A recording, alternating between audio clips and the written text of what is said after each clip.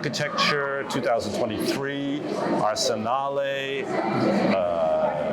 Laboratory of the Future, and we have 2 laboratory workers, let's say, working in the laboratory. Lanre&Tara Gbolade from Gbolade Design Studio in London. And we're going to talk a little bit about their exhibition here, because they're part of the main curated exhibition by Lesley Lokko. And we're going to talk a little bit about what they're doing here, but also about their practice, because you have a practice in London. So, Lanre, can you describe what you all do in London in terms of design and architecture? What are you focusing on? Absolutely, great. We're we're Gbolade Design Studio. We are a architectural practice based in London, out of Waterloo, and we very much specialize in sustainable and regenerative architecture. And that places people at the very heart of the process to ensure that we can deliver the very best for the ultimate end users of our projects. Our projects cover a wide range of project types. So we look at large-scale projects, working on large-scale master plans like Waterloo Station, right through to community buildings like the one that we're showcasing here as part of our Regenerative Power exhibition, as well as residential developments and placemaking schemes as well. Kara, can you describe your design studio architectural activities within the scope of contemporary architecture in England? Like, what do you feel you are representing in terms of architecture from London and the UK over the last 5-10 years? What do we see in your work that's indicative of that?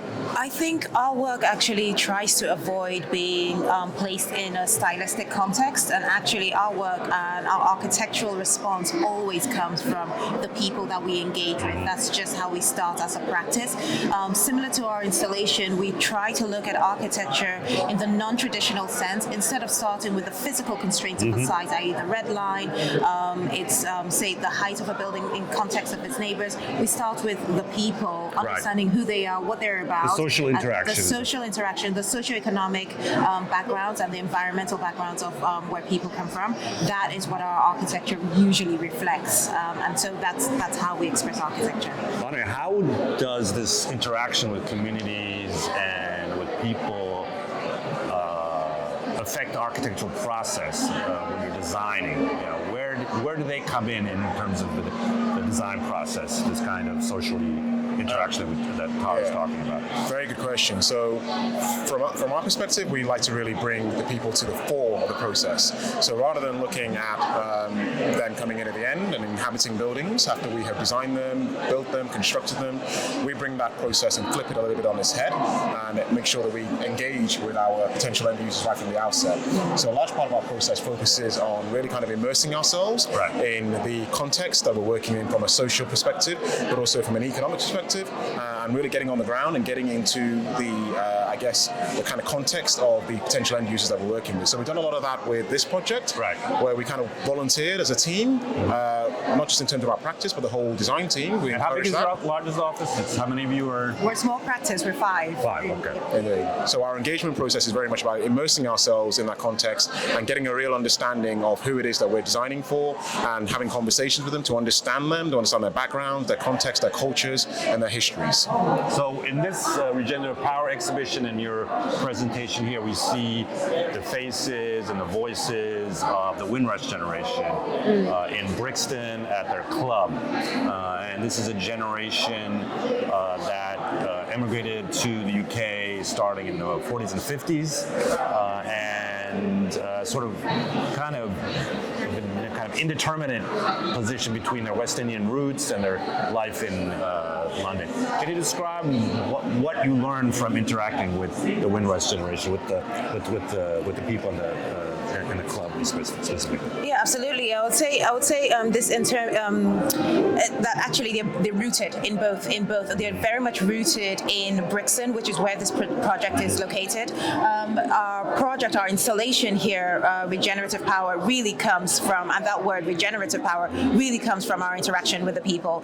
They are the Domino's Club and the Brixton Soup Kitchen, who occupy a community centre at the moment in Brixton, and this was was a commission by Lambeth Council for a competition that we actually won. Here in sort of pulling what Lanre highlighted earlier in terms of how we work with the people, and certainly with those from the Domino's Club who came from the Windrush generation or are descendants of those from the Windrush generation, is in terms of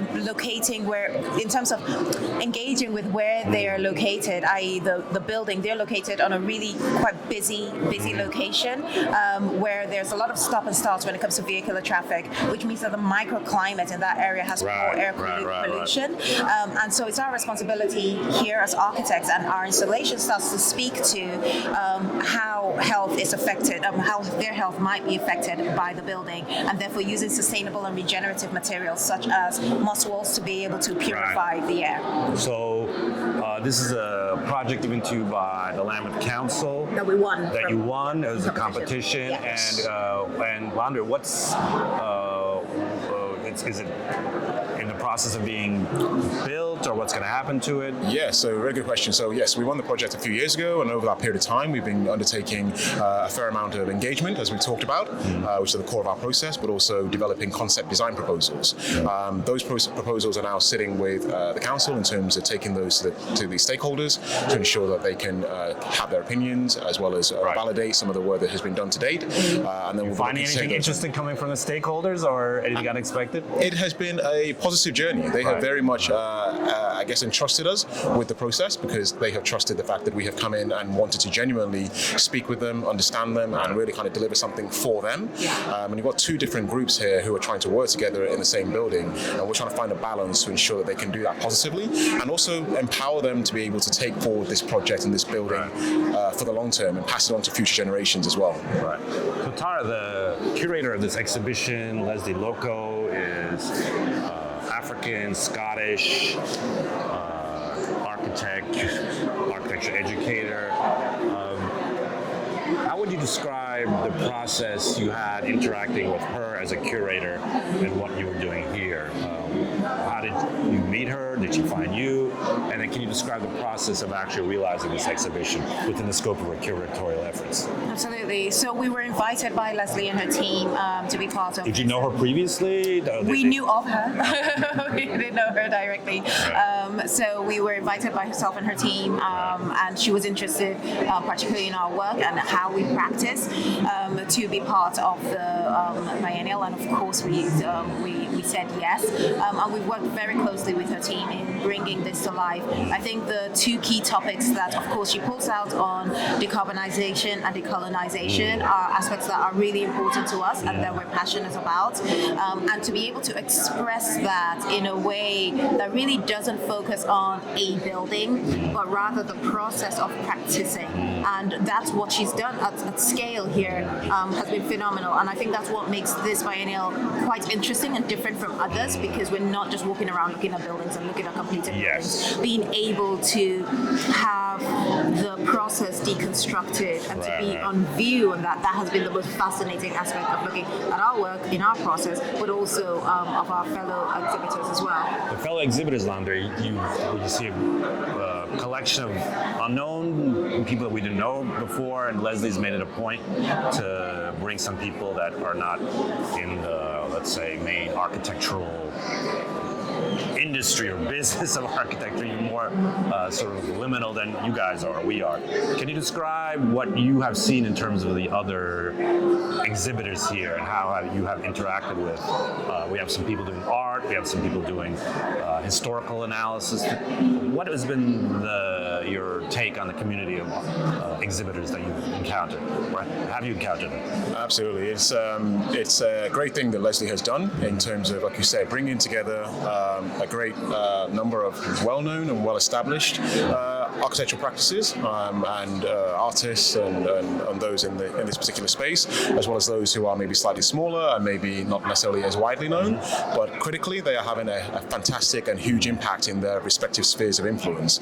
So there are lots of small practitioners, individual sole practitioners or small companies, maybe similar to ourselves, who are really kind of making a lot of positive kind of news and gains in their own particular spheres of influence. And that is something, when you bring those together, you can really see the impact that this Biennale is going to have, and the reception that we have seen so far and we have received has been completely overwhelming. I think in terms of some of the particularly interesting installations, we haven't actually had that much time to go around and fully absorb those. You've been working. Yeah, exactly. Like you're working now. Yeah, absolutely. But it is great to see some of our, I guess, industry colleagues that we know internationally here as well exhibiting their work and their take on things which are socio-economically, politically very interesting kind of discourses to be undertaken. How long do you think it'll take to decolonize architecture? I was at New York at Columbia University in the 90s in architecture, art history, and to be honest, there was one woman of color in the whole school. I mean, it was, now I'm looking back on it, it seems kind of strange.